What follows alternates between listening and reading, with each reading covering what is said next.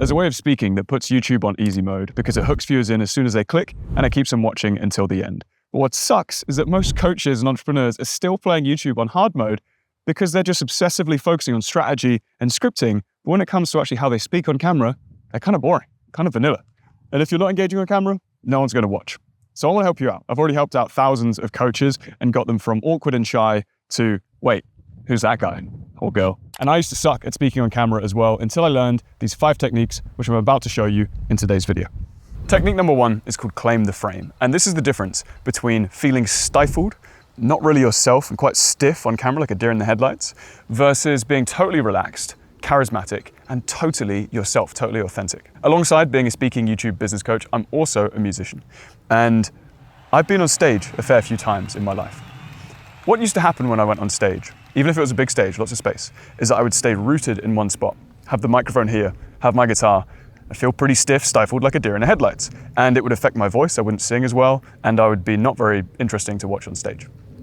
But I remember when I was a kid, seeing a recording of 1985 Live Aid, where Freddie Mercury was completely rocking the stage. Huge stage, 70,000 people watching, and Freddie Mercury was prancing about the entire stage. He probably did about 10K in a 25-minute performance. So how does this relate to talking on camera? Well, years ago, I heard this advice from a public speaker that before they went on stage, they would purposefully walk around the entire stage as if they were sort of marking their territory, right? Like not in that way where they might wee on the stage, I mean literally just walking around. And whilst they did this physically, they were also mentally saying to themselves, this is my space. And as soon as I connected this to being on camera, something clicked. So here's the shift. You are in a frame right now. So just flip your camera screen around next time you're recording. You're in a frame. You can literally put your arms out and be like, cool, this is my frame. Can I take up my frame? Can I move around in 3D space? Now, I'm not saying you should necessarily do this whilst you're recording, although it can be a good idea.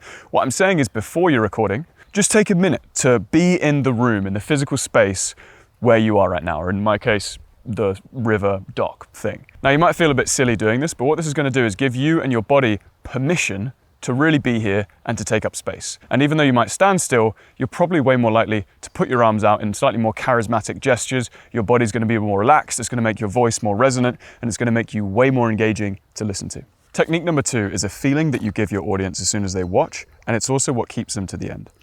It's called direct the effect.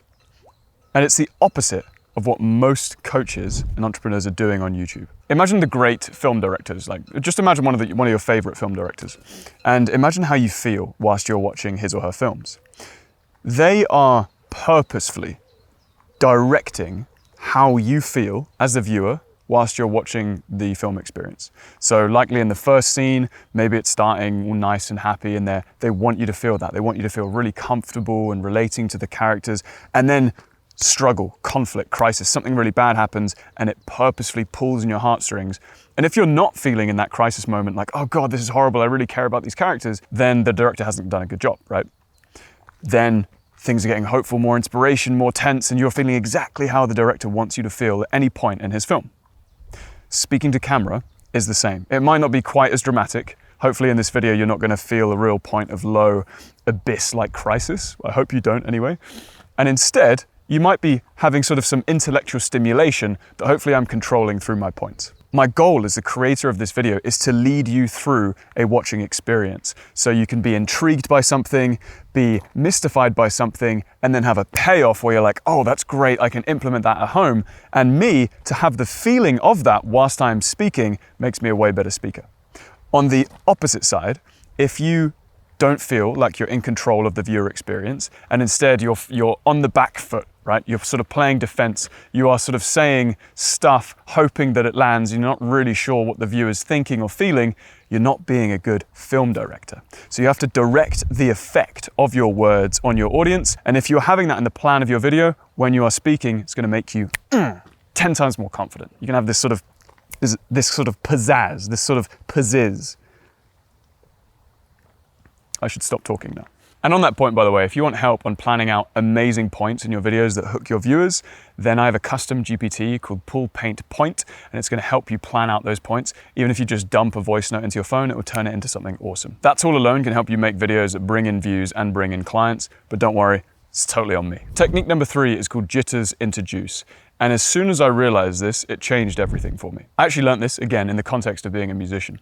So what would happen a week before a gig is that I would start feeling nervous and then try and block the feeling of nervousness, because I knew if I was on stage and everyone could tell I was nervous, they would then feel a bit nervous that I was going to mess up, which would make me feel more nervous, and the whole thing would just be a disaster. It's happened to me before. And so I would think, damn it, I feel nervous. I need to not feel nervous. I'm going to do loads of breath work, get the nerves out of my body, then I'd be on stage. And if I felt nervous, I'd be thinking everyone can tell, so I need to stop feeling nervous. And it just made me a way worse performer. Instead, I can't remember who I heard this from, which is really annoying, but it is what it is. Somebody once told me that nervousness is the same physiological response as excitement in the body. And therefore, if you feel nervousness, tingling, butterflies, that sort of slightly uncomfortable feeling, if you reinterpret that as, I'm just really excited to do this thing in a few days and I can't wait to do it, then that same thing is the very thing that makes you a good performer. And I've noticed that when I'm on stage and I feel nervous, but I reinterpret it as excitement, it makes me play better.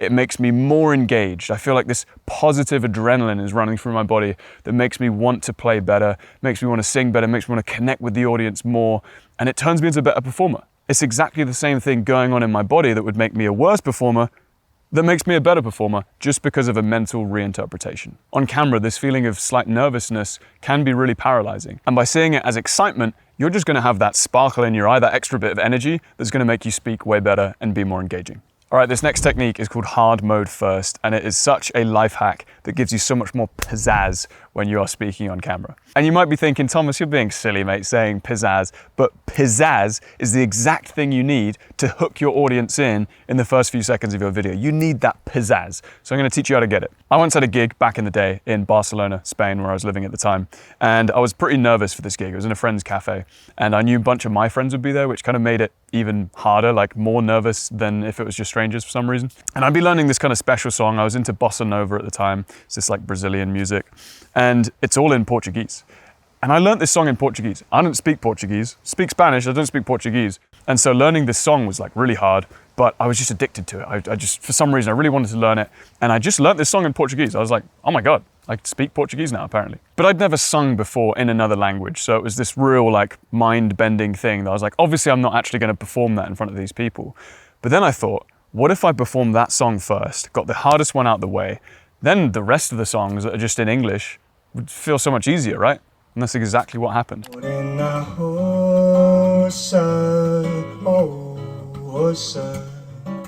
I played that song first, sang it in Portuguese, and thought, that was cool. I did that. And then the next few songs, I was like, even though I thought these songs were harder before, they're actually easy now because they're all in English. This is great. I can now just relax into my regular set. For a lot of people, speaking on camera is this hard thing. It's like the hardest thing they do in a day. It's like speaking on camera, making content. You have to sort of amp yourself up for it, right? What if, before you spoke on camera, you specifically did something harder than speaking on camera first, so that speaking on camera was relatively easy for you? Meaning you have that little bit of extra mojo or mana in your videos. Now, I made a video about this recently where I talked about I would film a main video first, like this one, and then after this, when I go back in my car to go home, I film another video because I'm riding on the high of already having done a harder video before that one. So what do you do before the first video then, if there's nothing before that one? Well, what you can do is if you're outside, if there's people around you, which there often are in my videos, go and talk to the people. I find that like harder than speaking, just like saying hi to random people. But I just be like, hey, how's it going? Like, what are you up to here? Another person, hey, I like your jacket, nice dog. Haha, yeah, cool. What are you talking about, mate? I've talked to a few people, and then because the people are around me and I've already talked to them, I've already sort of got a bit of socializing in my bloodstream. I'm like, speaking to camera is relatively easy. I already did that hard thing. If you are in your room, we can give you another hack here. Let's say you're in your room, so there's no one to talk to. What could you do that's harder than speaking on camera? Speaking to camera really obnoxiously loudly whilst you're recording. Like, press record and break the ice. They do this in theater and drama groups the whole time on purpose. They make everyone do all the weird, uncomfortable, awkward exercises where you're making weird animal noises and stuff. Because you've done that for the first 10 minutes, the rest of the drama class feels super fun because you're already so loosened up, you've got rid of those social inhibitions. So you could start recording, say your script obnoxiously, ridiculously loudly for a while and just really talk as loud as you can. Just make sure that any of your neighbors or family can hear you. Do that for a good couple of minutes. And then after that, you're going to be like, oh, well, actually speaking just in my regular voice is super comfortable now.